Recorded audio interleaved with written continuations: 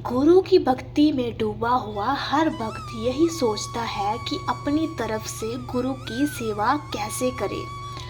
कुछ लोग तन से सेवा करते हैं, कुछ धन से और कुछ मन से।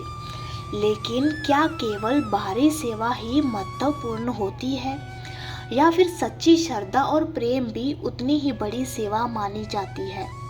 ऐसी ही एक साखी हमें ये सिखाती है कि गुरु की सेवा का असली स्वरूप क्या है और सच्ची श्रद्धा का कितना गहरा प्रभाव पड़ता है। एक बार की बात है, एक वृद्ध महिला बाबा जी के दर्शन करने ब्यास आई। वह बहुत गरीब थी, लेकिन उसकी श्रद्धा अपार थी। उसने वर्षों से नामदान लिया था और सुमरन में लगी रहती थी, लेकिन एक समस्या थी।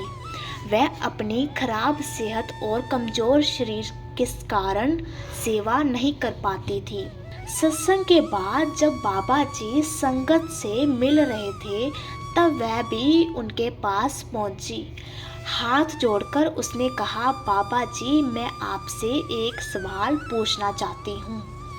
बाबा जी ने प्रेम से कहा, बेटा निसंकोच पूछो।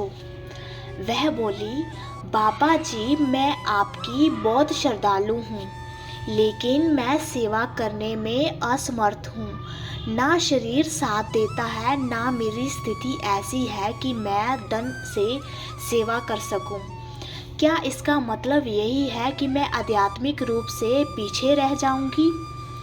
बाबा जी ने मुस्कुराते हुए जवाब दिया, बेटा, सेवा केवल हाथों से नहीं होती, सेवा हृदय से भी होती है।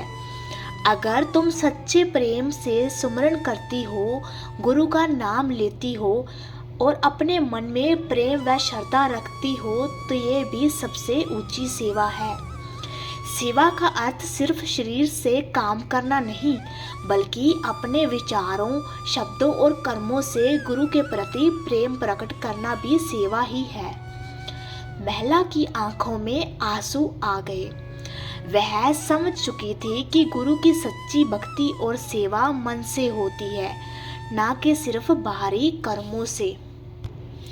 इस साखी से हमें ये सीख मिली, सेवा सिर्फ बाहरी कर्मों से नहीं, बल्कि सच्चे प्रेम और श्रद्धा से भी होती है। यदि सुमरन सच्चे दिल से किया जाए, तो वह भी सबसे ऊंची सेवा है। गुरु की कृपा के लिए बाहरी दिखावे की जरूरत नहीं, बल्कि सच्चे मन से प्रेम करने की आवश्यकता है। राधा स्वामी जी हमें यही सिखाते हैं कि सेवा केवल शारीरिक परिश्रम नहीं, बल्कि मन, वचन और आत्मा से गुरु के प्रति समर्पण भी सेवा है।